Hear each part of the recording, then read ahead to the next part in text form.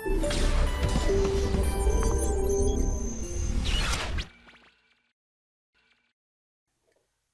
बच्चों, आज स्टार्ट करते हैं इलेक्ट्रोकेमिस्ट्री। बेटा बहुत ही इंपॉर्टेंट चैप्टर, ऐसा कोई एग्जाम नहीं जिसमें इस चैप्टर से क्वेश्चन ना आए। कोई भी एग्जाम, इवन बोर्ड का एग्जाम भी ले लो ना, उसमें भी क्वेश्चन आता है। बोर्ड ले लो, आईटी ले लो, नीट ले लो, मेंस ले लो ना, कोई भी आप दोगे उसमें इस चैप्टर से क्वेश्चन आना है। समझते हैं इस चैप्टर को। पहला क्वेश्चन देखिए, पहला क्वेश्चन फैराडे सेकंड लॉ से है। इलेक्ट्रोकेमिस्ट्री में फैराडे के दो लॉ होते हैं, first law and second law. First law ये बोलता है कि amount of the substance deposited और liberated at any electrode is directly proportional to quantity of charge passed from the battery, यानी W प्रोपोर्शनल टू Q। अगर अपन बात करें कि W प्रोपोर्शनल टू Q, इसी को हम लोग W इक्वल टू ZIT बोल देते हैं। Q की वैल्यू IT और Z हो गया electrochemical equivalence. Okay, Faraday second law बोलता है कि अगर आप कई इलेक्ट्रोकेमिकल सेल को सीरीज में कनेक्ट कर दो और उसमें बैटरी लगा दो, तो क्या सीरीज में कनेक्टेड सारे सेल्स में सेम करंट जाएगा? और जब सेम करंट पास करते हैं तो जो amount of the substance deposited और लिबरेटेड एट एवरी इलेक्ट्रोड होता है वो डायरेक्टली प्रोपोर्शनल होता है, बताओ, इक्विवेलेंट वेट के, यानी W proportional to E is the equivalent weight, यानी W बाई E का वैल्यू होता है कांस्टेंट। और W बाई E क्या होता है बेटा? ये होता है आपका ग्राम इक्विवेलेंट, ये कांस्टेंट होता है। चेक करो, ग्राम इक्विवेलेंट क्या होता है? कांस्टेंट। तो ग्राम इक्विवेलेंट कांस्टेंट का क्या मतलब है? इसका मतलब कि अगर आपने 3 इलेक्ट्रोकेमिकल सेल को सीरीज में कनेक्ट किया तो टोटल इलेक्ट्रोड होंगे 6 और हर इलेक्ट्रोड के ग्राम इक्विवेलेंट बराबर होंगे। क्या बात समझ में? It is a Faraday second law. अच्छा, दूसरा, अगर आपको याद हो, फैराडे सेकंड लॉ में नंबर ऑफ ग्राम इक्विवेलेंट निकालते थे, यानी जो ग्राम इक्विवेलेंट निकालते थे वो आता था IT बाई 96500। आपको पता होना चाहिए। ओके, उसी से बेस्ड क्वेश्चन है। देखिए क्वेश्चन क्या है, करा 3 फैराडे। देखिए 3 फैराडे का मतलब होता है, देखो फैराडे और ग्राम इक्विवेलेंट सेम होता है, यानी 3 फैराडे का मतलब 3 gram equivalent. Clear? 3 Faraday electricity passed molten solution AgNO3 this. देखो अगर 3 फैराडे पास किए बेटा तो इसके भी 3 ग्राम इक्विवेलेंट, इसके भी 3 ग्राम इक्विवेलेंट, इसके भी 3 ग्राम इक्विवेलेंट। ध्यान समझिएगा, अगर इसके 3 ग्राम इक्विवेलेंट, AgNO3 के 3 ग्राम इक्विवेलेंट, तो Ag प्लस का भी ग्राम इक्विवेलेंट 3 होगा, Ag प्लस का ग्राम इक्विवेलेंट 3 होगा, Ag प्लस का n फैक्टर 1 होगा, तो Ag प्लस का मोल 3/1 होगा।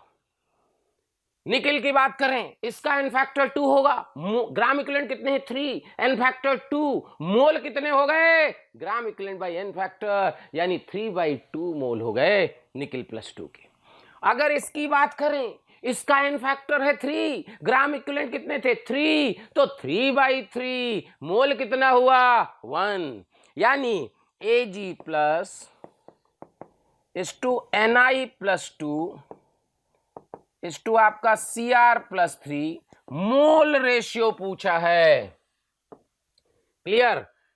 ठीक है भाई, आपसे क्या पूछा है? Mole ratio, mole ratio in मोल।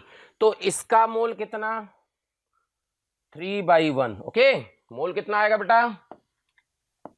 इसका मोल Ag प्लस का मोल आएगा, ध्यान से समझिएगा, 3/1, 3/2, 3/3। ये देखो, ये है, इसको सिंप्लीफाई कीजिए, 6 से मल्टीप्लाई कीजिए। 6 से अगर अपन मल्टीप्लाई, देखो बात समझो, 6 से अगर अपन मल्टीप्लाई करें, क्लियर करना बेटा, तो क्या हो जाएगा ये चेक करो। क्लियर? तो यहां से आप देखोगे, ध्यान से, गड़बड़ मत करिएगा। अगर अपन यहां देखेंगे 6 से मल्टीप्लाई करें, चेक करो, तो यहां 3 से कोई गड़बड़ तो नहीं, 6 से मल्टीप्लाई करना है बेटा, तो 6 से मल्टीप्लाई करेंगे तो यहाँ 18 आएगा, सॉरी, यहाँ आएगा 18, यहाँ आएगा 9 और यहाँ 3 से मल्टीप्लाई करोगे तो यहाँ 3 आएगा। ओके, तो रेशियो क्या हो जाएगा चेक करो, यहां पे आप रेशियो देखोगे तो 6:3:1। चेक करो, 6:3:1। कुछ कैलकुलेशन मिस्टेक आ गई बेटा, 6 से मल्टीप्लाई करना है ना, तो यहाँ 6 से मल्टीप्लाई करना है तो यहाँ 6 आएगा। ओके, 6 आएगा और ये हो जाएगा 6:2, सॉरी 6:3:2। चेक करो, क्लियर? क्या बात समझ में आ गई? मोल रेशियो निकालना है आपको, तो आपको क्या करना है, इनका मोल रेशियो क्लियर हो गया। ग्राम इक्विवेलेंट, अगर अपन ये बात करें, देखो gram equivalent of Ag plus Ni+2 Cr+3 equal to आएगा ग्राम इक्विवेलेंट 3:3:3। क्लियर? तो moles of Ag plus Ni+2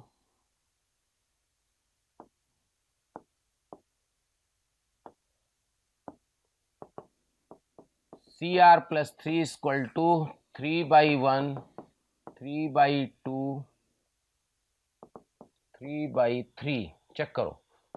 okay, 6 से मल्टीप्लाई कीजिए, 18:6 कितना आएगा, 6 से मल्टीप्लाई करना 6। क्लियर? तो यहां आ जाएगा, इसको लिख सकते हैं आप 6:3:2। ओके, सो आंसर देख लेना, 6 ये आ गया। ठीक है, देखिए cost of electricity for the production of x litre H2 at NTP at cathode is x।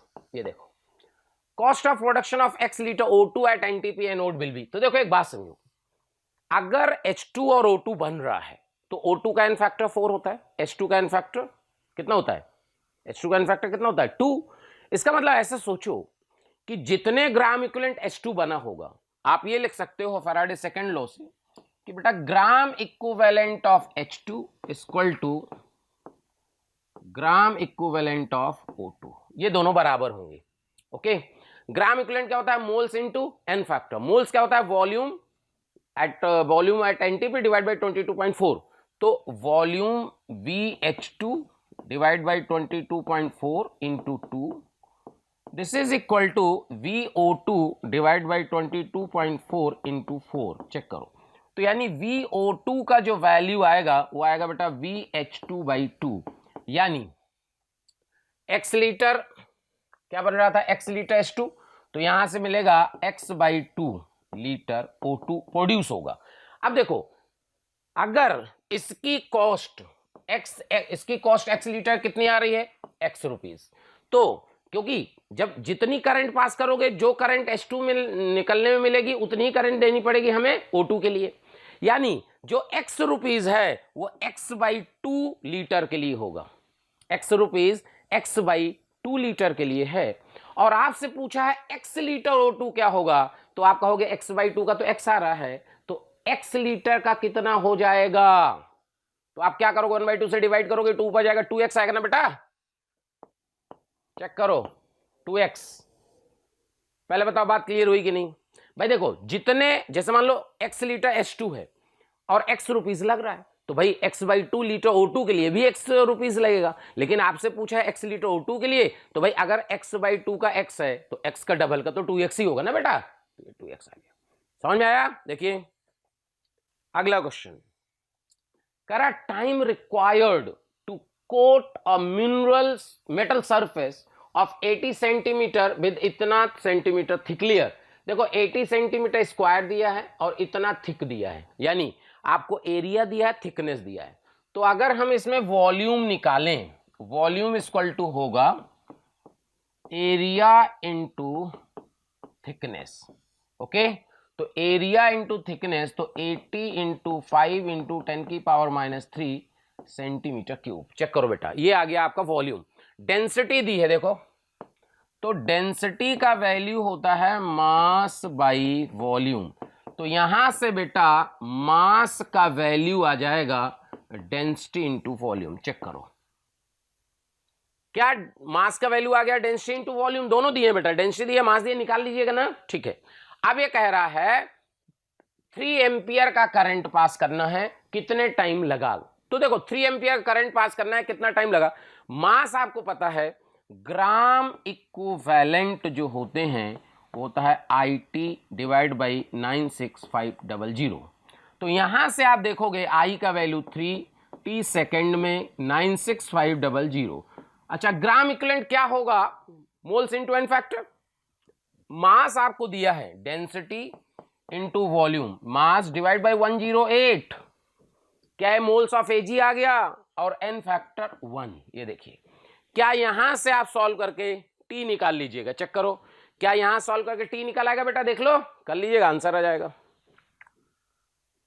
अगला क्वेश्चन देखिए, करा स्टैंडर्ड इलेक्ट्रोड पोटेंशियल। देखिए ये दिया हुआ है, इसका मतलब जानते हैं क्या होता है, इसका मतलब होता है Fe+2 इलेक्ट्रॉन से Fe सॉलिड मिला और इसका E0 मिला -0.44। चेक करो, दूसरा आपको जो दिया है वो दिया +3 इलेक्ट्रॉन गिव्स Fe+2, E0 का वैल्यू दिया है 0.77। ये देखो, दो आपको दी है, हमने रिएक्शन लिख ली, करा कि कौन सा घटेगा कौन सा बढ़ेगा। तो देखो इसमें ये देखना पड़ेगा कि कौन सी रिएक्शन फिजिबल है, यानी स्पॉन्टेनियस, यानी ऐसी रिएक्शन जिसका E0 सेल पॉजिटिव आ जाए। चेक करो, सो अगर हम पहली रिएक्शन को रिवर्स करके ऐड कर दें, देखो फर्स्ट रिएक्शन को अगर हम रिवर्स करके ऐड कर दें तो आपको क्या मिलेगा। चेक करो, अगर हम फर्स्ट रिएक्शन को रिवर्स करके ऐड करें, या एक काम कर सकते हैं कि इसको 2 से मल्टीप्लाई कर लेते हैं। तो ये देखो 2 से मल्टीप्लाई कर लिए, तो ध्यान रखना जब किसी नंबर से मल्टीप्लाई करते हैं बेटा E0 चेंज नहीं होता। अब आप क्या करो कि फर्स्ट रिएक्शन को रिवर्स करके ऐड कर दो, तो ये आएगा आपका 2Fe+3 से, चेक करो यहां से क्या आ जाएगा, यहां से आ जाएगा 3Fe+2, ये इधर गया रिवर्स हो गया, और ये आ गया Fe सॉलिड, और इसका E0 आ गया 0.44 प्लस 0.77। ये देखो ये E0 बेटा पॉजिटिव आ गया, इस सेल का कंप्लीट सेल रिएक्शन है, यानी क्या ये स्पॉन्टेनियस प्रोसेस हो गया।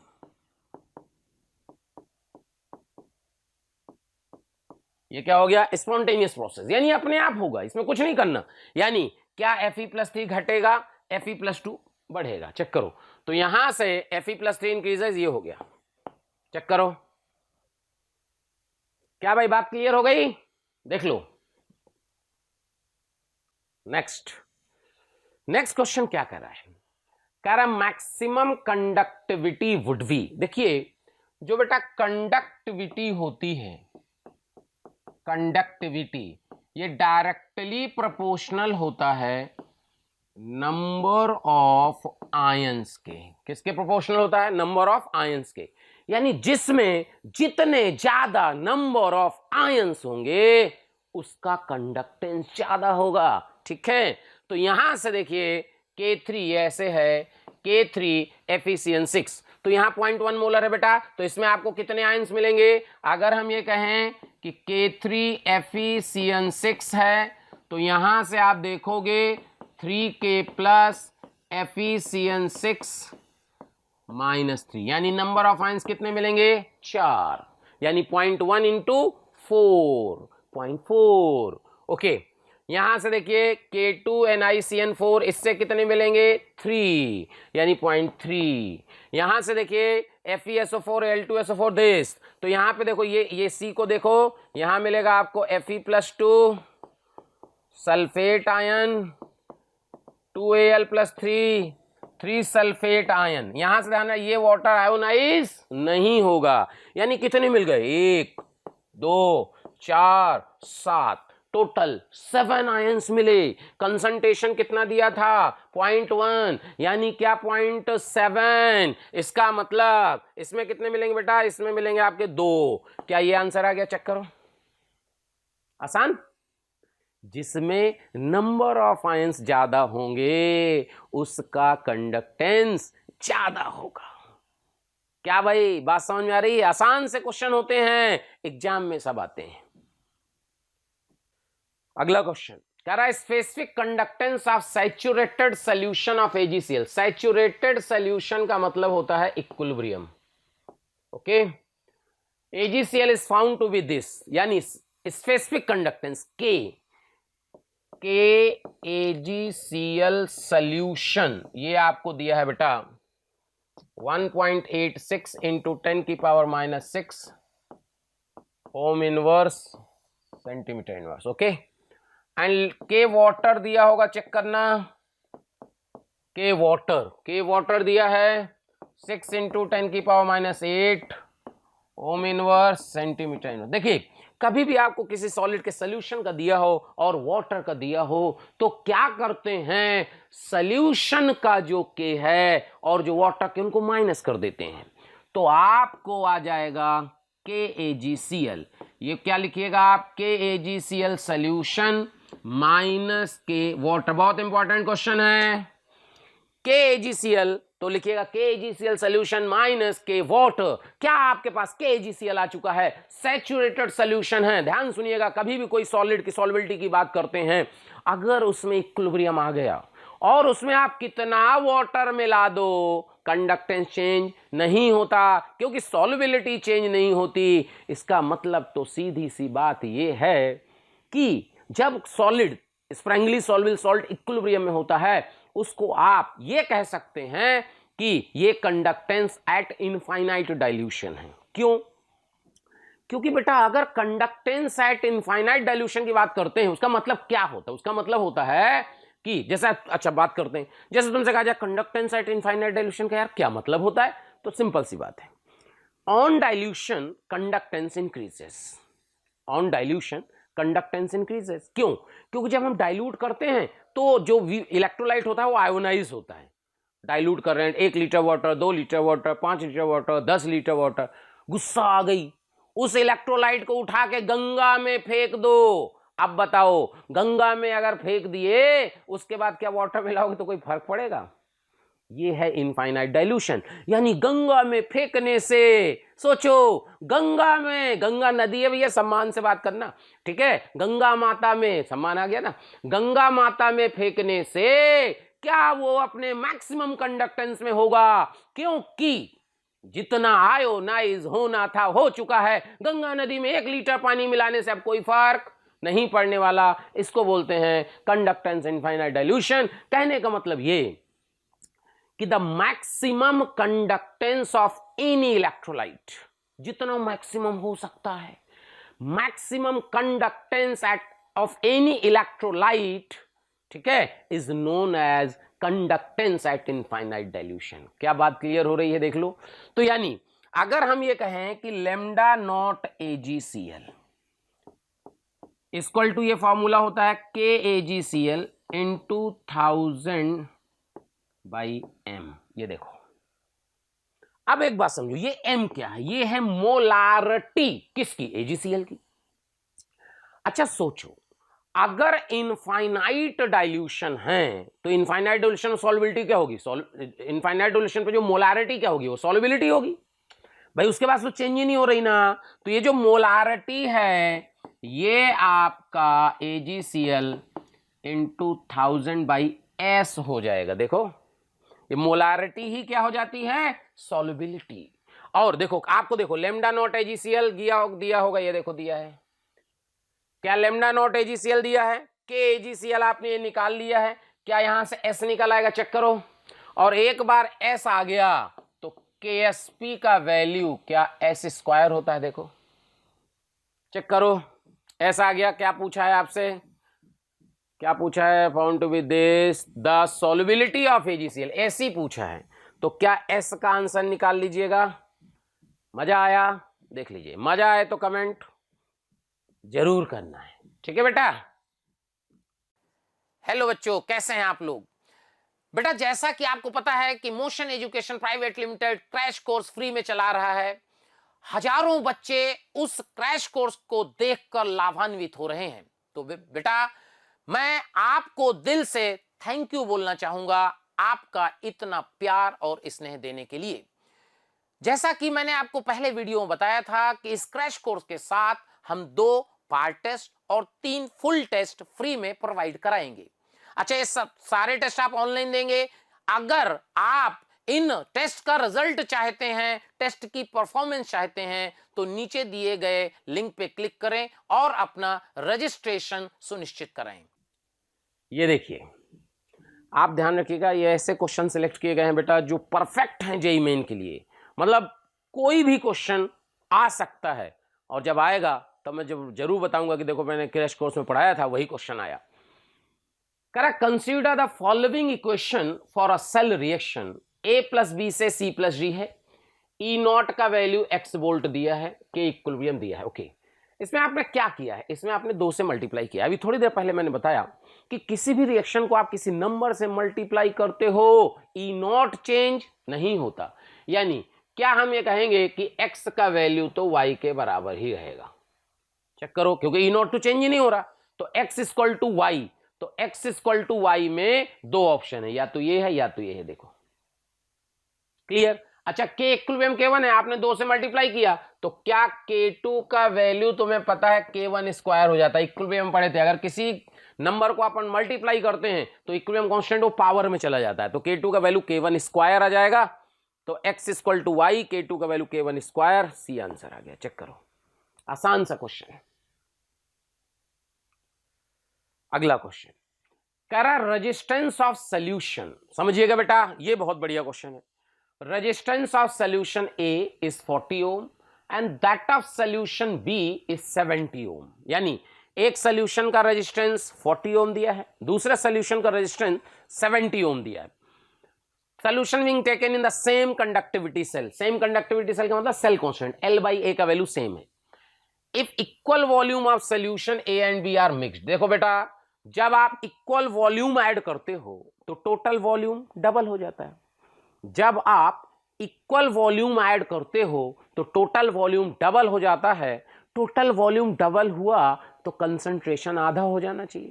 भाई मोल्स बाय वॉल्यूम, कंसंट्रेशन आधा हो जाना चाहिए। ठीक है, what will be the resistance of the mixture using the same cell. यहां तक तो ठीक था, कोई दिक्कत नहीं। लेकिन वो जो एज्यूम लिखा है ना, वो खतरनाक चीज है।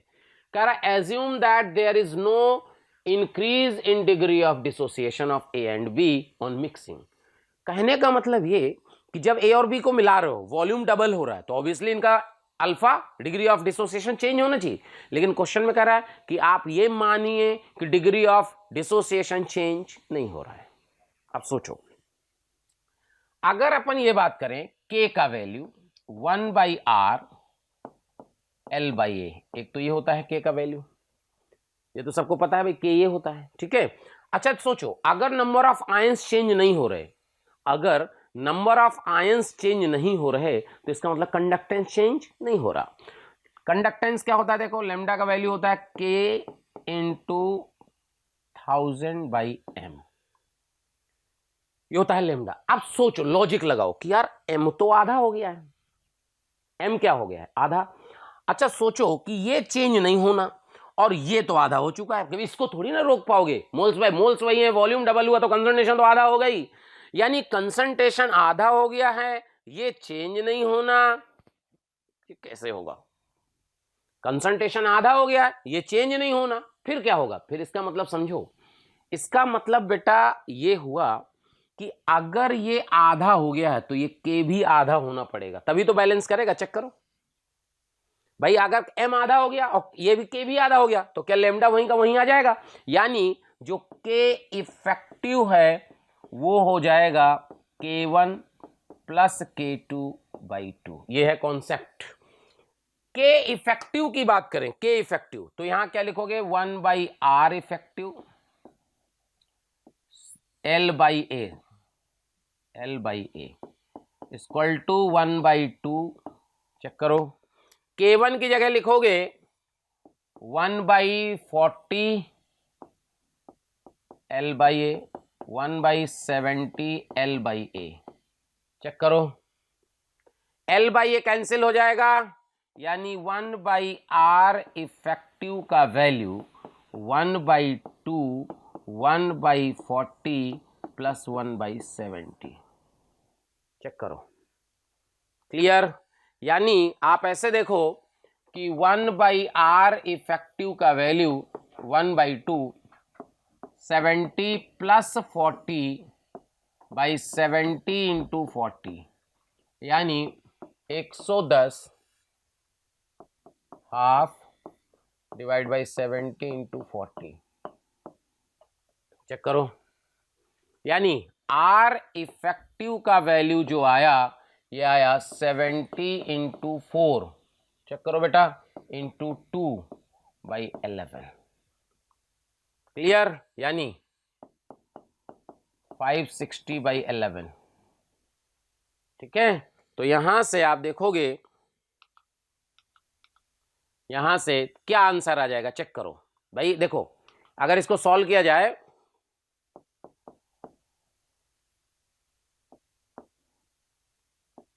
लगभग ही आएगा, चेक करो, कैलकुलेशन देख लेना बेटा, तो ये आंसर आ जाएगा। क्या भाई बात समझ में आई कि नहीं? देख लो, पूरी कहानी क्लियर होनी चाहिए। इंपॉर्टेंट क्वेश्चन है, इस तरह क्वेश्चन आता है तो कंफ्यूजन सा रहता है। तो समझ में आ गया पूरा कॉन्सेप्ट कि अगर ये m आधा हो रहा है तो इसको भी आधा होना पड़ेगा। अगला देखिए, करा hydrogen electrode X was placed in a buffer solution of sodium acetate। Buffer solution sodium acetate और एसिटिक एसिड का है in the ratio A:B, and another hydrogen electrode Y placed in the buffer solution sodium acetate acetic acid है, but ratio B:A हो गया। If reduction potential values for two cell are found to be E1 and E2 respectively, देखिए reduction potential की बात हो रही है, यानी ये रिएक्शन हो रही है।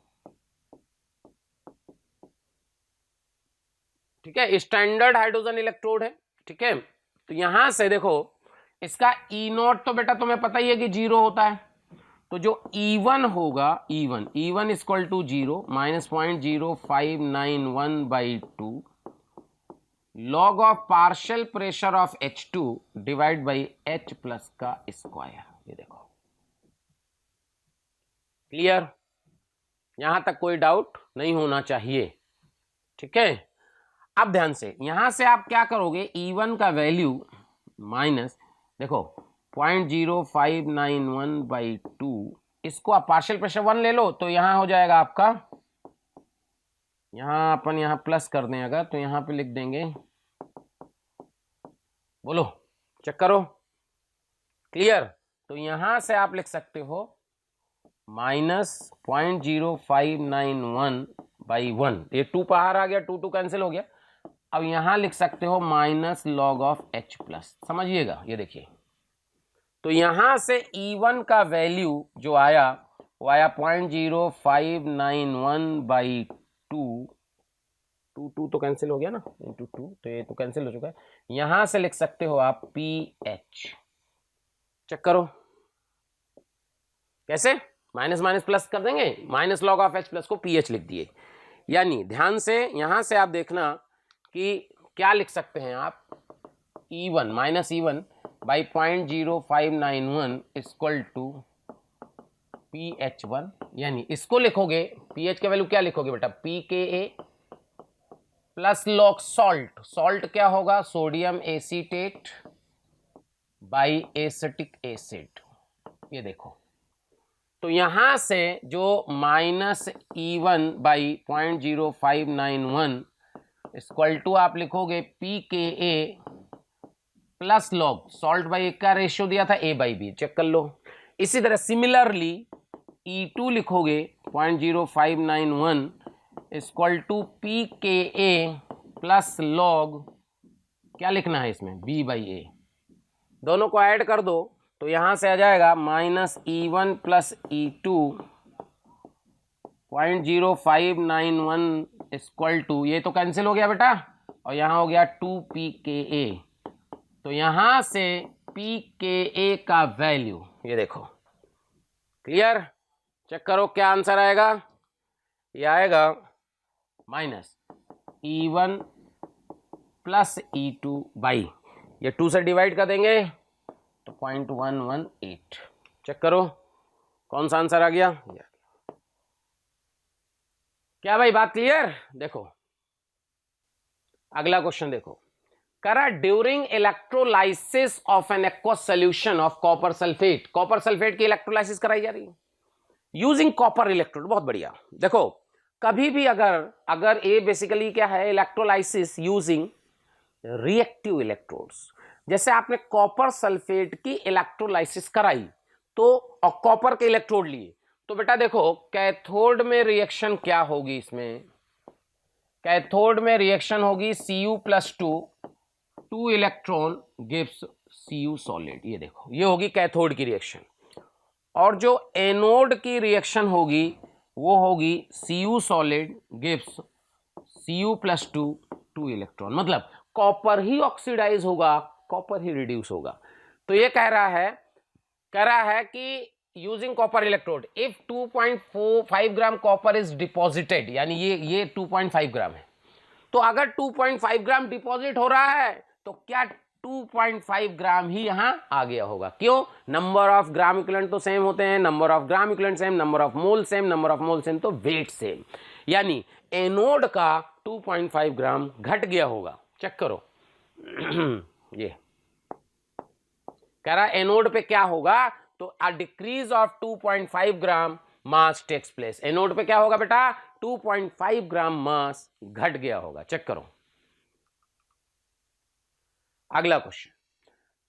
करा dissociation constant of normal butyric acid, ठीक है, ब्यूटायरिक एसिड के दिया है, के देखो के दिया है 1.6 इंटू 10⁻⁻5, ये आपको के दिया है।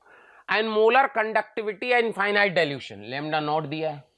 स्पेसिफिक कंडक्टेंस पूछा है, कोई बात नहीं, ध्यान सुनो, के दिया है ना।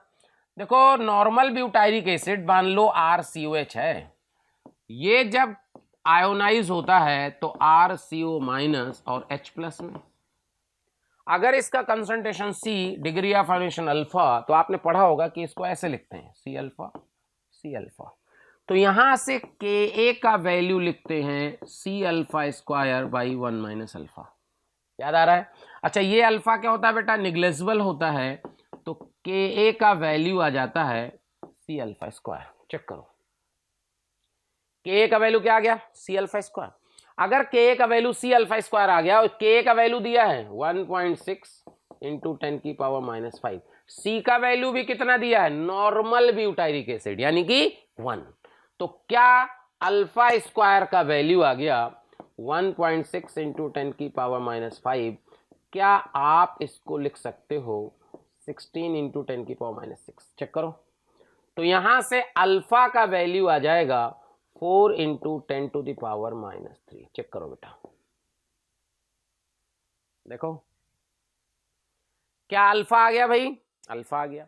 अब जब अल्फा आ गया तो अगला पार्ट समझो, क्या अल्फा का वैल्यू आपने पढ़ा होगा λc/λ0। λc/λ0 का मतलब क्या है, λ0 है कंडक्टेंस एट इनफाइनाइट डाइल्यूशन और λc है कंडक्टेंस एट एनी कंसंट्रेशन। तो यहां से क्या अपने को देखो λ0 पता है, चेक करो कहां पता है, देखो ये है λ0, ये देखो ये क्या है λ0। तो λ0 अगर पता है तो क्या यहां से λc का वैल्यू आ गया अल्फा इंटू λ0, निकाल लोगे ना, ये देखो λc आ गया। अब आपको क्या पूछा है, आपसे पूछा है स्पेसिफिक कंडक्टेंस, तो देखो λc का वैल्यू आप लिख सकते हो k इंटू 1000/m।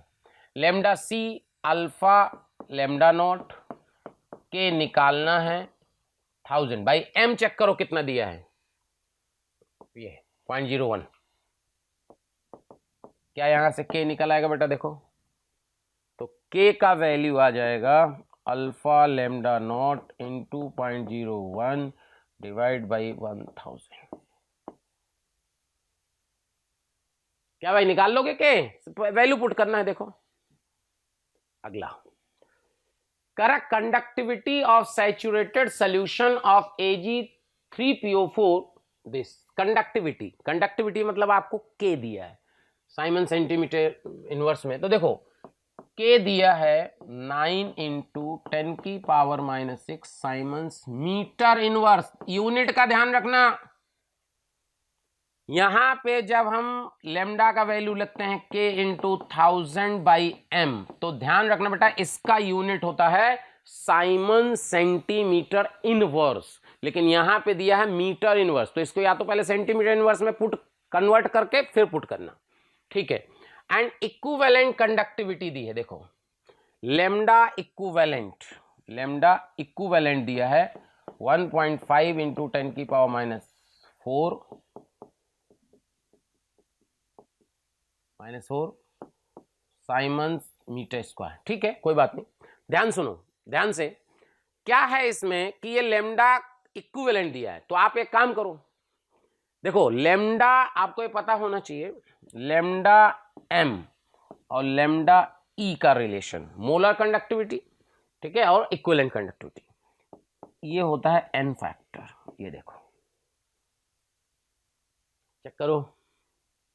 तो इक्विवेलेंट कंडक्टिविटी जो आपको दी है उसमें अगर हम n फैक्टर से मल्टीप्लाई कर देंगे तो अपने को मोलर कंडक्टिविटी आ जाएगी, यानी इसको अपन किससे मल्टीप्लाई करेंगे बेटा 3 से, क्यों, क्योंकि इसका n फैक्टर जो होगा वो 3 होगा, सॉल्ट है ना। तो यानी मोलर कंडक्टिविटी इनफाइनाइट डाइल्यूशन पे यहां से आ जाएगा 1.5 इंटू 10⁻⁻⁴ इंटू 3, चेक करो, क्लियर क्लियर, ओके। तो यहां से आ गया 45 इंटू 10⁻⁻⁴। अच्छा यूनिट भी देख लो, साइमन मीटर स्क्वायर है, तो मीटर को अगर सेंटीमीटर में लिखना हो तो 100 सेंटीमीटर होता है बेटा, तो यानी कि यहां से आ जाएगा 100 का square siemens centimetre square, check करो, समझ आएगी। अरे कुछ नहीं करना, मीटर स्क्वायर है ना, तो मीटर ऐसा है तो इसको 100 सेंटीमीटर कर दो और स्क्वायर कर दो, लो खत्म, ठीक है। तो यहां से आ गया आपका 4.5 साइमन सेंटीमीटर स्क्वायर, ये देखो, क्या भाई बात समझ में आ गई, ओके। अब ध्यान सुनो, अब आपको क्या पूछा है, केएसपी पूछा है, तो बेटा केएसपी यानी कि इक्विलिब्रियम की बात हो रही है, तो यहां से आप देखोगे कि जो इनफाइनाइट डाइल्यूशन वाला होगा, चेक करो, इसको आप क्या लिख सकते हो, इसको लिख सकते हो k इंटू 1000/m, चेक करो, k का वैल्यू ध्यान रखो, k का वैल्यू दिया है ये देखो, इसको लिख सकते हो आप 9 इंटू 10⁻⁻⁶, साइमन बाई मीटर है ना, मीटर को 100 सेंटीमीटर कर दोगे तो यहां से 10⁻⁻² सेंटीमीटर इनवर्स हो जाएगा, चेक करो। तो यानी k का वैल्यू दिया है आपको 9 इंटू 10⁻⁻8 हो गया ना, हाँ -8 साइमन सेंटीमीटर इनवर्स, 1000/m की जगह रख दीजिएगा s, और लेमडा नॉट m जो है 4.5, तो 4.5, चेक करो। तो क्या यहां से s का वैल्यू आ जाएगा 9 इंटू 10⁻⁸ इंटू 1000/4.5 दिस 2, यानी 2 इंटू 10⁻⁻5, चेक करो, देखो कैलकुलेशन गड़बड़ हो जाए तो भाई ध्यान रखना, फिर आपको देखना है।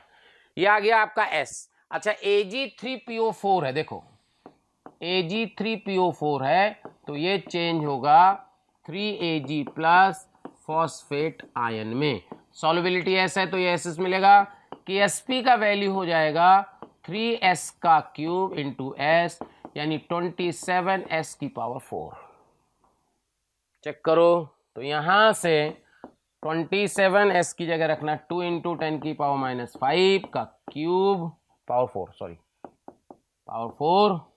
तो यहां से आ जाएगा आपका, चेक करो बेटा, तो यहां से क्या आ जाएगा आपका 2 का पावर 4 16, तो 27 इंटू 16 इंटू 10⁻⁻20, चेक करो, इस तरह का आंसर दिया है कहीं, ये हो सकता है 18 वाला या नन ऑफ दीज होगा, चेक कर लेना, सॉल्व करना पड़ेगा। क्या भाई बात समझ में आ रही है, देख लो, क्लियर, कोई डाउट हो तो बोलो, इसको मल्टीप्लाई कर लो और आंसर मैच करा लो, चेक करो बेटा। मैं आपको बता दूं कोटा में ऑफलाइन क्लासेस स्टार्ट हो चुकी हैं, सो हम लोग एडवांस के लिए एक बैच ला रहे हैं जो स्टार्ट हो रहा है 27 जनवरी 2021 से। ये लास्ट तक, जब तक एडवांस नहीं होता तब तक बैच चलेगा। इसमें मे अटेम्प्ट के लिए अपन जेईई मेंस की प्रिपरेशन भी कर सकते हैं और एडवांस की प्रिपरेशन कर सकते हैं। अगर आप चाहते हैं इस बैच को ज्वाइन करना, बेटा मैं आपको फिर बता दूं, ये लिमिटेड सीट का बैच है, क्योंकि हम लोगों के पास थोड़ी बाउंडेशन है, हम लोग एक ही बैच स्टार्ट करने वाले हैं, तो ये लिमिटेड सीट का बैच है। तो अगर आप इसको ज्वाइन करना चाहते हैं तो तुरंत ही अपना रजिस्ट्रेशन कराएं और अपनी सीट सुरक्षित करें। Thank you. नेक्स्ट क्वेश्चन कह रहा सैचुरेटेड सोल्यूशन, बहुत इंपॉर्टेंट क्वेश्चन, बहुत इंपॉर्टेंट, क्योंकि इसमें आयनिक का भी रोल है। देखिए saturated solution in AgA KSP दिया है एंड AgB KSP दिया है, हैज कंडक्टिविटी दिस, देखो दोनों का मिला के कंडक्टिविटी दिया है। ठीक है, सोल्यूशन की बात हो रही है, इसका मतलब लिमिटिंग मोलर कंडक्टिविटी का मतलब कंडक्टेंस एट इनफाइनाइट डाइल्यूशन होता है बेटा ना। तो देखो हुआ क्या होगा, जब आपने दोनों सोल्यूशन को मिलाया, तो जब आपने AgA को मिलाया तो आपको क्या मिला, Ag प्लस A माइनस। जब आपने AgB को मिलाया तो आपको बेटा मिला Ag plus plus B minus. अच्छा, अगर इसकी सॉल्युबिलिटी सॉलिड है, अगर इसकी सॉल्युबिलिटी S1 है तो ये S1 मिला होगा, इसकी सॉल्युबिलिटी S2 है तो ये S2 मिला होगा, क्योंकि कंटेनर एक है तो it is a case of simultaneous solubility. यानी क्या ये हो गया होगा, ये देखो, तो इसका जो KSP होगा, इसका जो KSP होगा वो S1 plus S2 into S1 आएगा, चेक करो, और इसका जो KSP होगा वो आएगा S1 plus S2 into S2।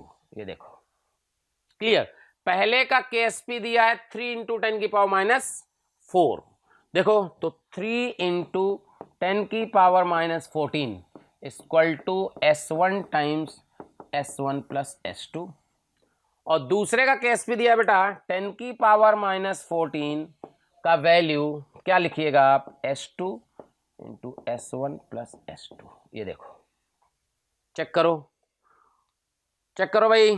तो यहां से क्या हो सकता है, कैसे क्या होगा, तो थोड़ा सा अगर आप दिमाग लगाओ कि अगर S1 को 10 की पावर, वैसे तो डिवाइड करके कर लो, उसमें बहुत कोई लॉजिक नहीं है भाई, S1 बाई S2 आ जाएगा, S1 S2 का रिलेशन रख दोगे, आंसर आ जाएगा। तो अगर यहां से देखोगे कि S1 का वैल्यू, अगर S1 का वैल्यू 10 की पावर माइनस 7 रख दें और S2 का वैल्यू 2S1 कर दें, या S2 का वैल्यू 10 की डिवाइड ही कर लो, क्यों दिमाग लगा रहे, ठीक है। तो अगर यहां डिवाइड कर ले, देखो तो यहां से आप देखोगे S1 और S2 का वैल्यू आ जाएगा, चेक कर लो। अगर S2 का वैल्यू 10 की पावर माइनस 7 और S1 का वैल्यू रख दो S2 बाई 2, छोड़ो यार दिमाग मत लगाओ, यहां से डिवाइड करो तो S1 बाई S2 जो आएगा, S1 by S2 equal to कितना आएगा, ये कैंसिल हो गया, S1 बाई S2 आएगा 3, यानी S1 बाई S2 3 आ गया। यहां से आप देखोगे कि S1 का वैल्यू जो आया वो आया 3S2, चेक करो, S1 का वैल्यू क्या है बेटा 3S2, चेक करो। तो S1 का वैल्यू अगर 3S2 है तो S1 का वैल्यू अगर 3S2 रख दोगे तो क्या यहां 4S2 हो जाएगा, चेक करो, 4S2 इंटू S2 यानी 4S2 स्क्वायर, तो यानी कि 10 की पावर माइनस 14 का वैल्यू 4S2 स्क्वायर, यानी S2 का वैल्यू आया 1/2, 1/4 का अंडर रूट करोगे 1/2 इंटू 10 की पावर माइनस 7, चेक करो S2 आ गया। और S1 का वैल्यू चेक करो, S1 का वैल्यू आ जाएगा 3S2, तो S1 का वैल्यू आ गया 3/2 इंटू 10 की पावर माइनस 7, चेक करो -7, तो S1 S2 आ गया। तो यहां से Ag प्लस का कंसंट्रेशन ये आएगा S1 प्लस S2, यानी कि 2 इंटू 10 की पावर माइनस 7, ये देखो Ag प्लस। A माइनस का कंसंट्रेशन, A माइनस क्या था बेटा S1, तो S1 का वैल्यू कितना आया 3/2 1.5 इंटू 10⁻⁻7।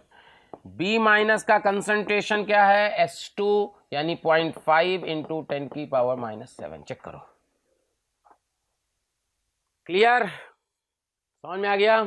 तो ये S1 S2 निकाल के हमने तीनों के कंसंट्रेशन निकाल लिए। अब देखो क्वेश्चन क्या है, क्वेश्चन ये है कि limiting molar conductivity Ag plus का दिया है, A माइनस का दिया है। तो देखो अगर लिमिटिंग मोलर कंडक्टिविटी दी है आपको यानी कि लेमडा नॉट Ag प्लस दिया है, तो इसको क्या आप क्या लिख सकते हो Kag plus into 1000 by m, m की जगह क्या लिख दोगे इसका S1 प्लस S2। तो यहां से आप देखो ये आपको पता है बेटा, ये पता है क्या, यहां से Kag प्लस आ जाएगा, तो Kag प्लस मान लीजिए ये y1 आ गया सपोज। इसी तरह आपको Ka माइनस आ जाएगा, कैसे, lambda naught A minus Ka minus into 1000 by S1, A minus का कंसंट्रेशन, क्या यहाँ Ka माइनस आ गया, चेक करो। ओके अच्छा, के सॉल्यूशन तुम्हारे को गिवन है, के सॉल्यूशन देखो कहाँ गिवन है, ये है, ये है के सॉल्यूशन। के सॉल्यूशन गिवन है, कैसे लिखोगे Kag plus Ka minus Kb minus, ये देखो। तो ये पता है, ये पता है, ये पता है, क्या ये निकल आया Kb माइनस आ गया बेटा, थोड़ा सा कैलकुलेशन आएगा बट इंपॉर्टेंट क्वेश्चन है। Kb माइनस आ गया, और एक बार Kb माइनस आ गया तो आपको लेमडा B माइनस ही तो पूछा है, देखो limiting molar conductivity of B minus, ठीक है। तो अगर आपसे B minus lambda B minus पूछा है तो लेमडा B माइनस जो होगा वो आ जाएगा Kb minus into 1000 by B minus का कंसंट्रेशन S2। क्या हम S2 निकाल चुके हैं, क्या हम यहां से Kb माइनस निकाल चुके हैं, तो क्या लेमडा B माइनस आ जाएगा बेटा, देखो बहुत बढ़िया क्वेश्चन। देखिए अगला क्वेश्चन कह रहा for the following cell with hydrogen electrode at two different process P1 P2 PT this दिया है, ठीक है। अब देखो यहां पार्शियल प्रेशर H2 दिया है, पार्शियल प्रेशर H2 P2 दिया है, यहाँ P1 दिया है, H प्लस का कंसंट्रेशन कुछ नहीं दिया है तो 1 मोलर मानना पड़ेगा, ठीक है। EMF इज गिवन बाई, तो देखो एक बात समझो, कह रहा है भाई P1 P2 प्रेशर दिया है, EMF गिवन, तो देखो यहाँ क्या है, ये है एनोड यानी कि H2 से 2H प्लस प्लस 2 इलेक्ट्रॉन, इसका प्रेशर दिया है बेटा P1, इसका 1 मोलर मान लो। और दूसरा कैथोड रिएक्शन लिखोगे, ये देखो इसका भी 1 मोलर और इसका P2, ये देखो ये रिएक्शन गिवन है, दोनों को ऐड कर दो, दोनों को जब ऐड करोगे तो H2 गिव्स H2 आएगा और इसका प्रेशर आएगा P1, इसका प्रेशर आएगा P2, H प्लस का कंसंट्रेशन सेम था इसलिए कैंसिल हो गया। E नॉट सेल क्या होगा इसका, E नॉट सेल जो होगा वो 0 हो जाएगा, तो E का वैल्यू आ जाएगा 0 minus 0.0591 by 2 log of P2 by P1, ये देखो इसको आप ऐसे भी लिख सकते हो 0.0591 by 2 log of P1 by P2, आसान सा क्वेश्चन है, चेक करो। अच्छा ये RT में दिया है, ओके तो ठीक है, RT बाई NF होता है बेटा, तो RT बाई NF, तो यहां से जो है होता है ये बेसिकली क्या होता है, RT बाई NF होता है, तो RT बाई NF लिख दो, N का वैल्यू कितना रख देना है आपको 2, तो RT by 2F log P1 by P2, check करो 0.0591 को आप लिख सकते हो 2.303 RT बाई F, ध्यान रखना बेटा ना।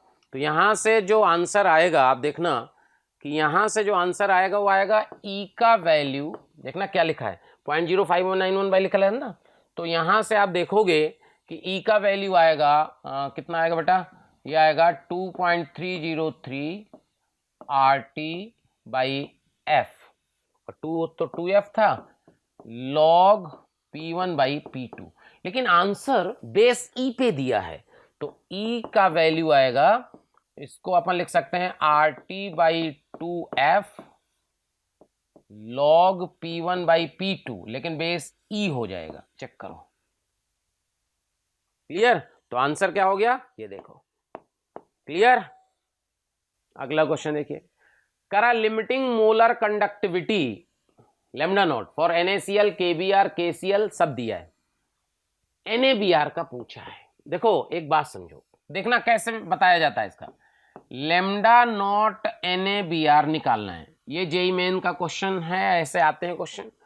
देखो बहुत आसान सा तरीका है, दिमाग नहीं लगाना है। देखो NaBr, इसमें क्या क्या है, Na plus Br minus, Na plus, तो आपको चाहिए क्या चाहिए, आपको चाहिए Na प्लस Br माइनस। तो चेक करो Na कहां से आएगा, Na आएगा यहां से, तो यहां लिखो लैम्डा नॉट NaCl।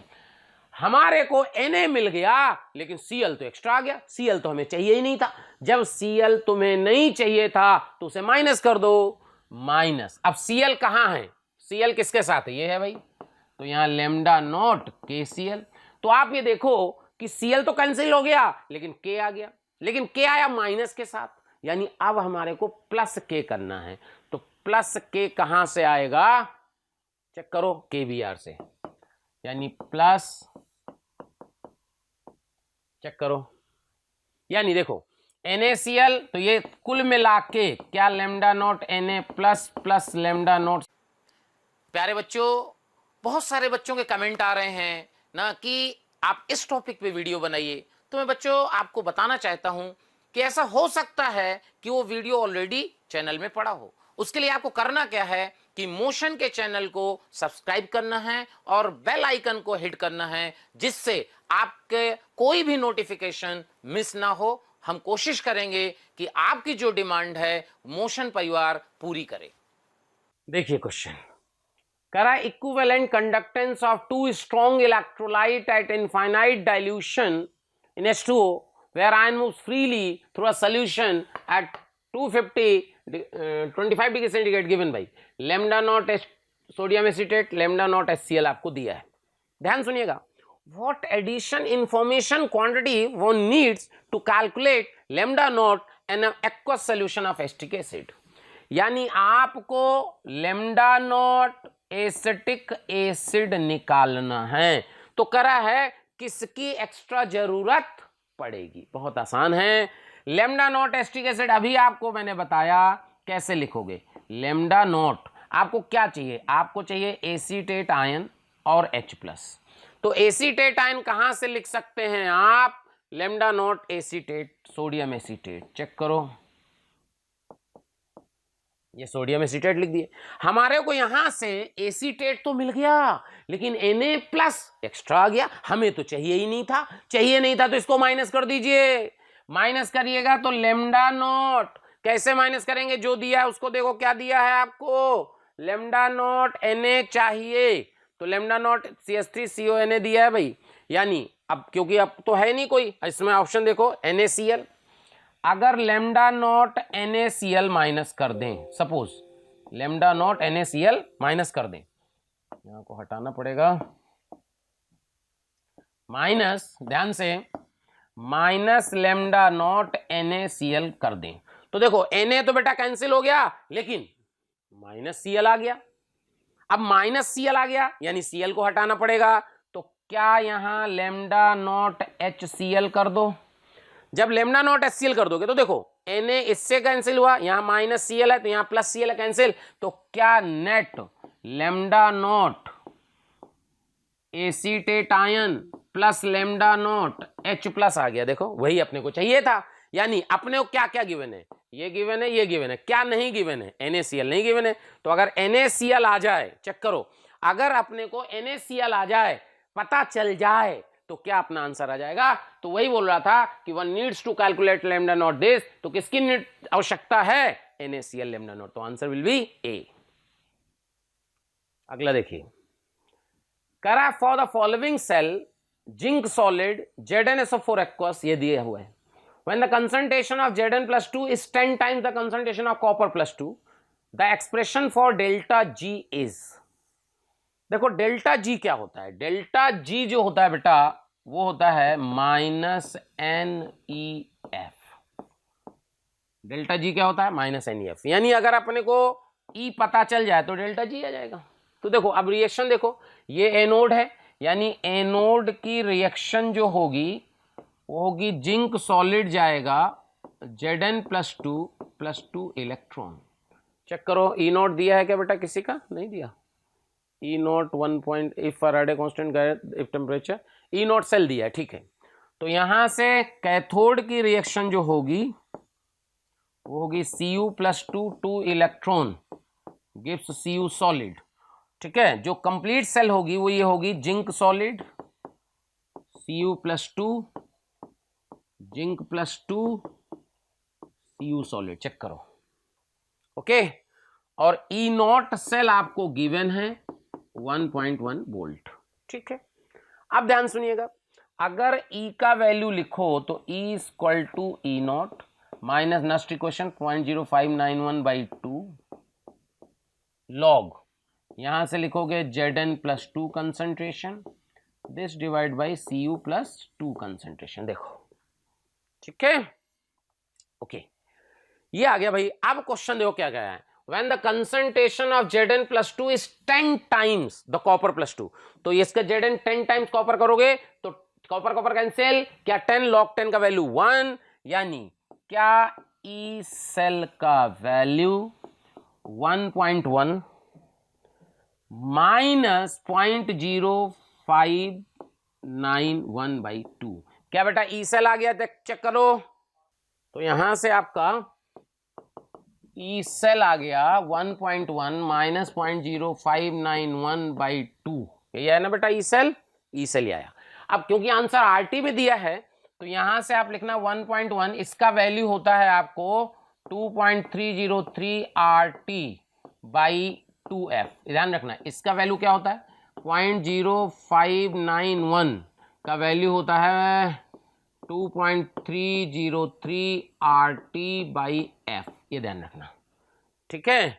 तो यहां से आ जाएगा डेल्टा जी का वैल्यू -NEF, तो यहां n का वैल्यू 2, e का value 1.1 minus 2.303 RT/2F into F, तो यहां से आ जाएगा -2.2F प्लस 2.303 RT, चेक करो, सही है। तो ये आ गया आंसर, चेक करो, ठीक है, बात क्लियर करो। अगला क्वेश्चन है the correct order of equivalent conductance at infinite dilution. देखिए कंडक्टेंस क्या होता है वो मोबिलिटी पे डिपेंड करता है। कंडक्टेंस जो होता है बेटा, कंडक्टेंस डायरेक्टली प्रोपोर्शनल होता है आयोनिक मोबिलिटी के, क्लियर। अच्छा, आयनिक मोबिलिटी क्या होता है, वो साइज के इनवर्सली प्रोपोर्शनल होता है, यानी आयोनिक साइज जो होता है ऐसे समझो कि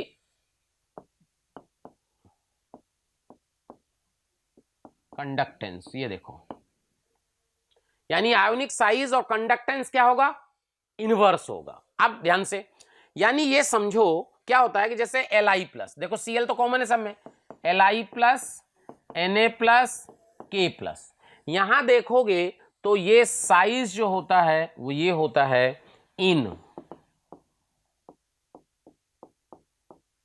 गैसियस फेज। लेकिन अगर हम एक्वस साइज की बात करें तो Li+, Na+, K+ हो जाता है साइज इन एक्वस फेज। क्यों, क्योंकि Li+ का छोटा साइज होता है, उसको वाटर तुरंत हाइड्रेट कर देता है तो एक्वस साइज बढ़ जाता है। यानी आयनिक मोबिलिटी जो होगा, आयनिक मोबिलिटी वो K+ की बेटा सबसे ज्यादा होगी, फिर Na+ की होगी, फिर Li+ की होगी। यानी KCl का कंडक्टेंस सबसे ज्यादा होगा, फिर NaCl का होगा, फिर KCl का होगा। समझ में आया?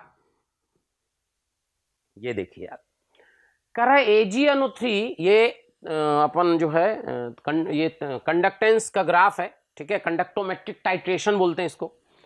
कह रहा है Ag-3 was added to an aqueous solution KCl solution gradually. देखो क्या है, Ag-3 वाज एडेड, यहां पे आपके क्या है बेटा, यहां पे आपका KCl है, ओके, यहां आप मिला रहे हो AgNO3, ये देखो। तो क्या होगा, देखो रिएक्शन क्या होगी, KCl का रिएक्शन जब AgNO3 से होगा तो यहां बनेगा आपका AgCl और बनेगा KNO3। ये PPT होता है, इसके कारण कंडक्टेंस चेंज नहीं होता। तो ऐसे देखो KCl, ये देखना होता है कि कौन किसमें चेंज हो रहा है। AgNO3 तो मिला रहे हो, इसको तो था नहीं। सोल्यूशन में तुम्हारे पास क्या था बेटा, KCl।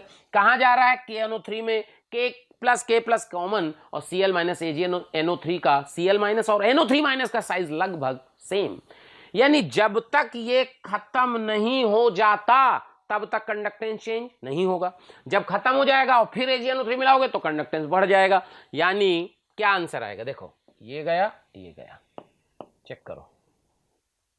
क्या भाई बात समझ में आई, कहानी क्लियर है, देख लो। अगला क्वेश्चन करा, current of 3.7 ampere is passed for 6 hours. Faraday second law question है, इंटीजर टाइप बना सकते हैं। A current of 3.7 ampere passed 6 hours between nickel electrodes in 0.5 liter 2 molar solution nickel nitrate. What will be the molarity of the end of electrolysis? मैं आपको बता दूं, इस question का सॉल्यूशन बहुत सारी बुक्स में गलत है, बहुत सारी बुक्स में गलत है। क्यों गलत है मैं आपको बताऊंगा। क्योंकि इसमें अपन ने क्या किया है, निकिल के इलेक्ट्रोड यूज किए हैं।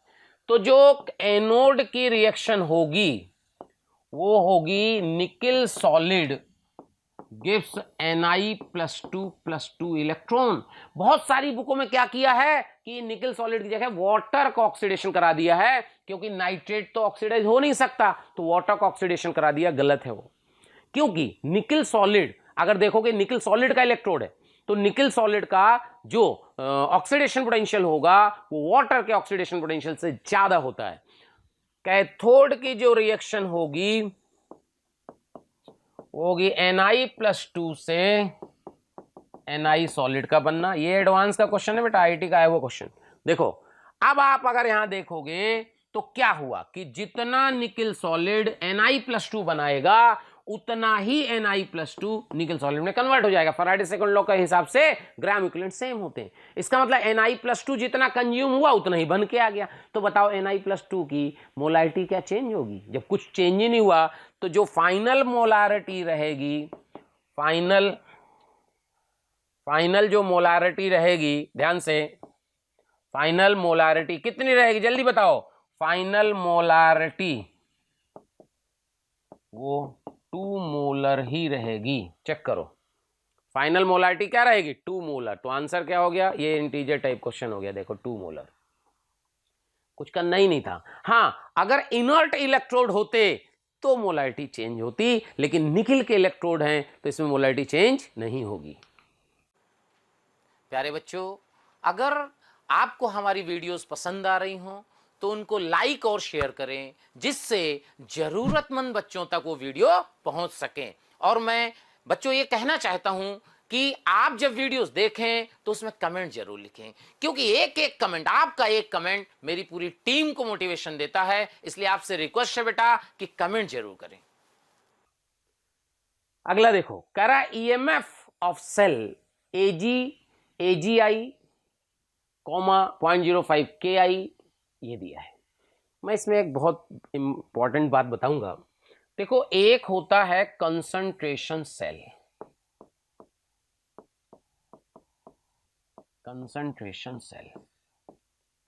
कंसंट्रेशन सेल क्या होता है, जिसमें एनोड और कैथोड सेम मटेरियल के बने होते हैं। क्लियर? जब सेम मटेरियल के बने होते हैं उसे कंसंट्रेशन सेल कहते हैं। और एक होता है मेटल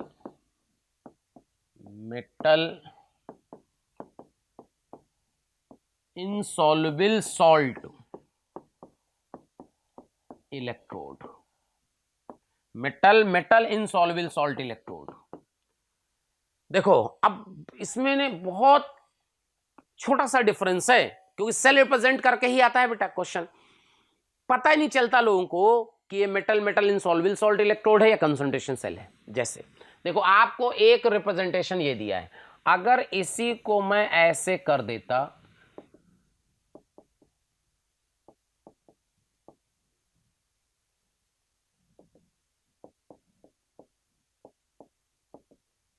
ध्यान से, ध्यान से, अगर ये और ये ऐसे लिखा है, अभी देखो इस कुछ लोगों को लग रहा है कि इसमें और इसमें फर्क है क्या, ये दोनों सेम है, चेक करो, फटाफट कमेंट में लिखो ये दोनों सेम हैं या अलग हैं, देख लो। मतलब आपको ये बताना है कि आपको ये पता है या नहीं, अगर नहीं पता तो नो, पता है तो यस। चेक करो, देखो यहां से ये आप जो देख रहे हो इस तरह का जो रिप्रेजेंटेशन होता है, ये होता है मेटल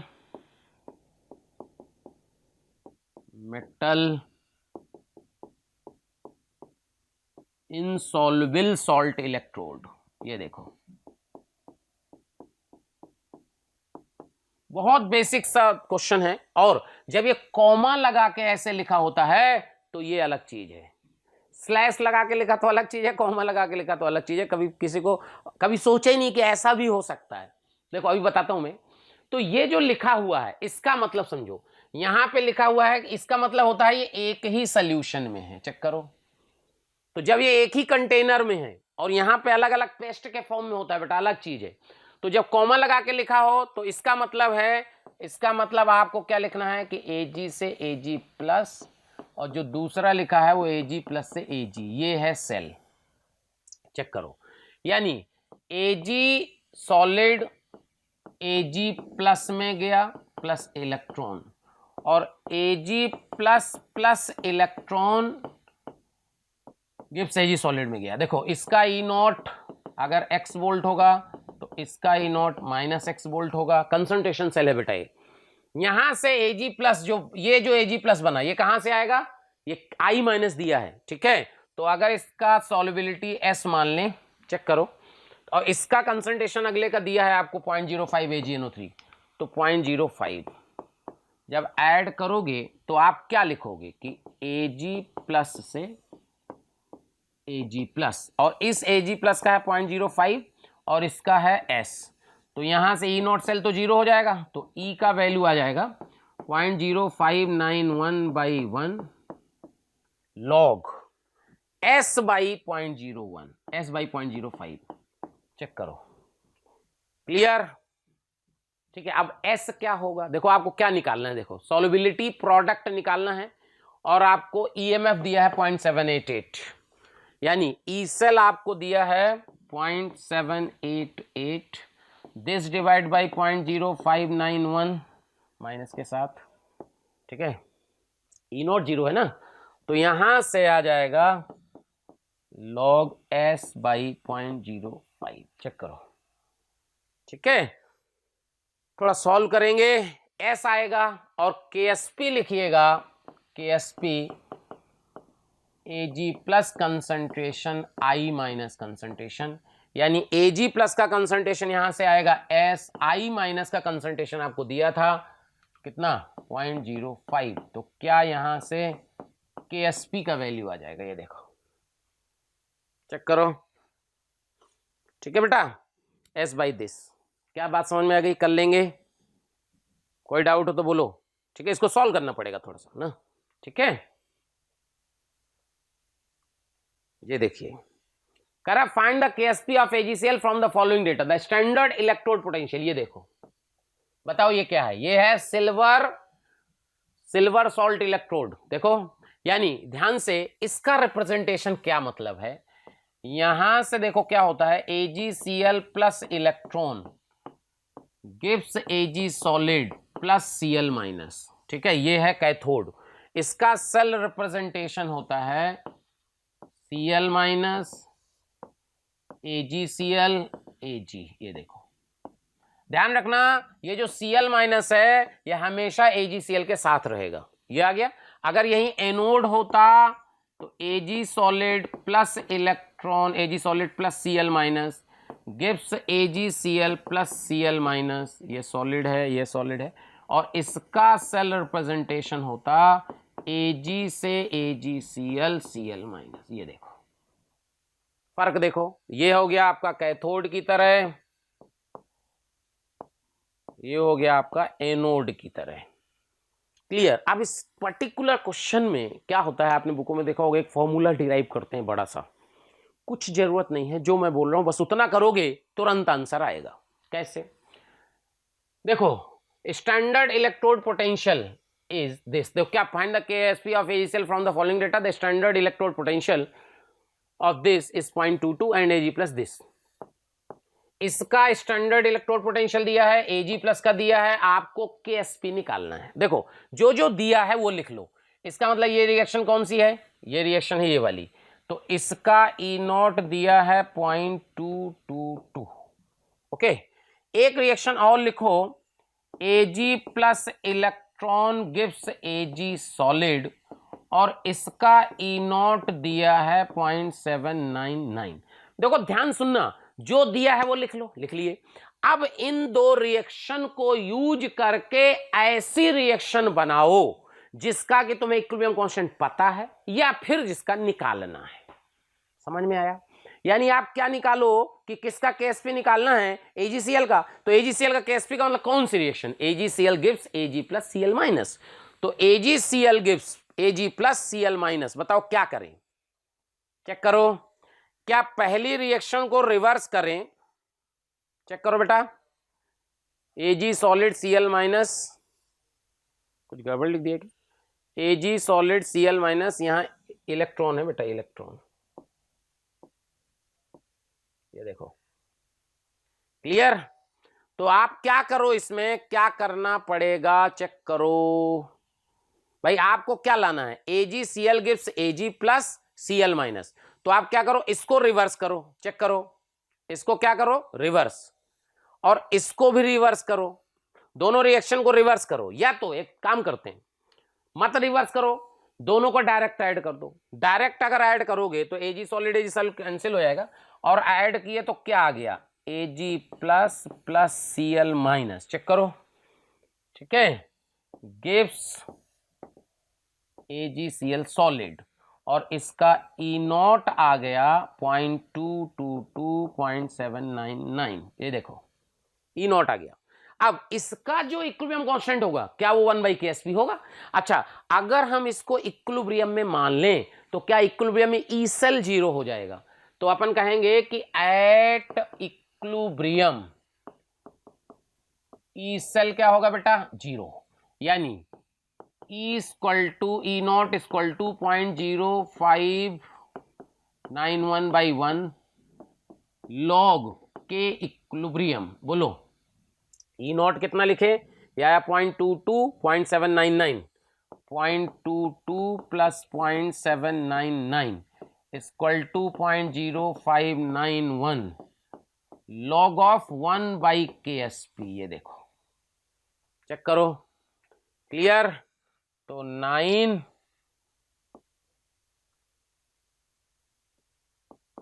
चेक करो equal to 0.0591 log of, minus लगा दें, लॉग ऑफ KSP। चेक करो।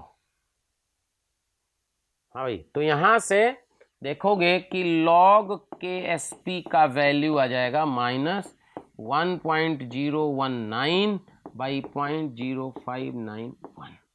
क्या यहां से सॉल्व करके KSP आ जाएगा बेटा? देख लो, एंटी लॉग लेके, ये देखो। क्लियर? ऐसे क्वेश्चन करना है। तो ध्यान रखना, कॉमा लगा हो तो अलग मतलब होता है, स्लैश लगा हो तो अलग मतलब होता है।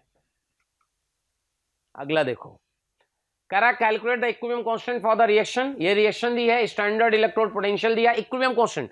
कभी भी इक्विलिब्रियम कांस्टेंट निकालना हो तो सिंपल सा तरीका होता है, उस रिएक्शन का E0 सेल निकाल लो बस।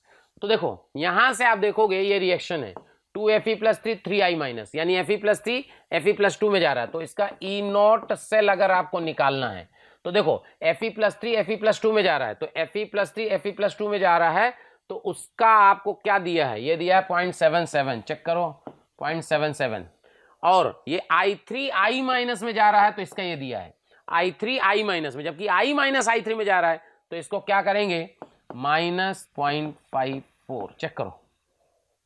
क्लियर? तो यहां से आ जाएगा प्लस का 0.23 वोल्ट E0 सेल। और एक बार E0 सेल आ गया तो क्या E0 सेल का वैल्यू होता है 0.0591 बाई कितने इलेक्ट्रॉन का ट्रांसफर होगा? चेक करो, +3 से +2 गया तो 1 का, 2 है तो 2 का, this divided by log KSP।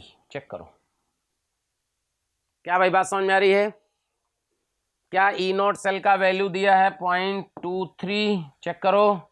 तो यहां से लॉग KSP का वैल्यू आ जाएगा 0.46 डिवाइड बाई 0.0591, तो यहां से KSP आ जाएगा। बोलो, यानी अगर कभी आपको इक्विलिब्रियम कांस्टेंट पूछना है तो सीधा तरीका क्या है, E0 सेल निकाल लो। E0 सेल निकालते ही आंसर आ जाता है।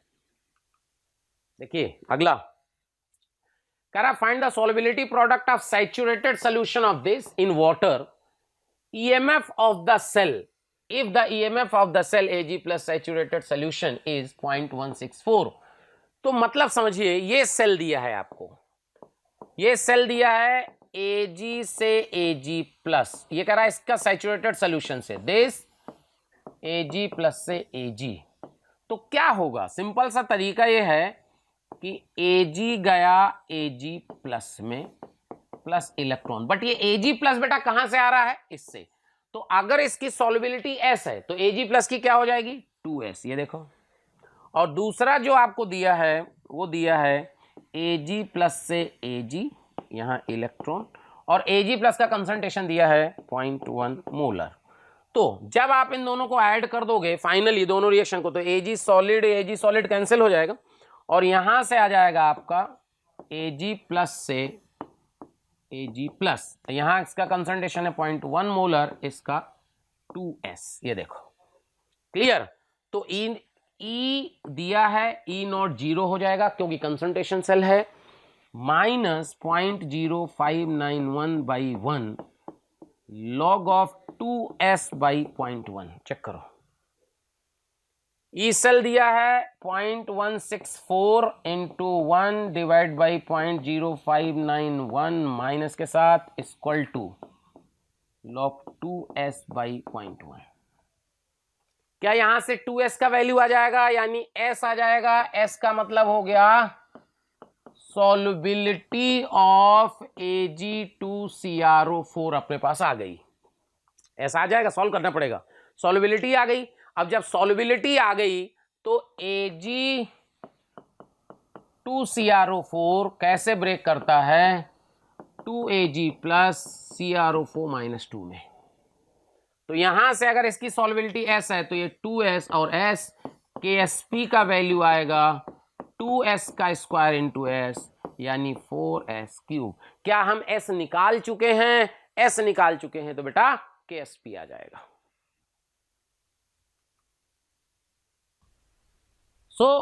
चैप्टर खत्म हो गया। तो आप समझिए कि अगर बेटा अगर आपको क्रैश कोर्स पसंद आ रहा हो, लग रहा हो कि सर ने आपके लिए मेहनत की है, तो मोशन के चैनल को सब्सक्राइब करें, ठीक है, लाइक करें, कमेंट करें। बेटा कमेंट जरूर करें, क्योंकि क्या होता है ना, आपके एक कमेंट से टीचर को बहुत ज्यादा मोटिवेशन मिलता है और वो आपके लिए कुछ अच्छा करने की कोशिश करता है।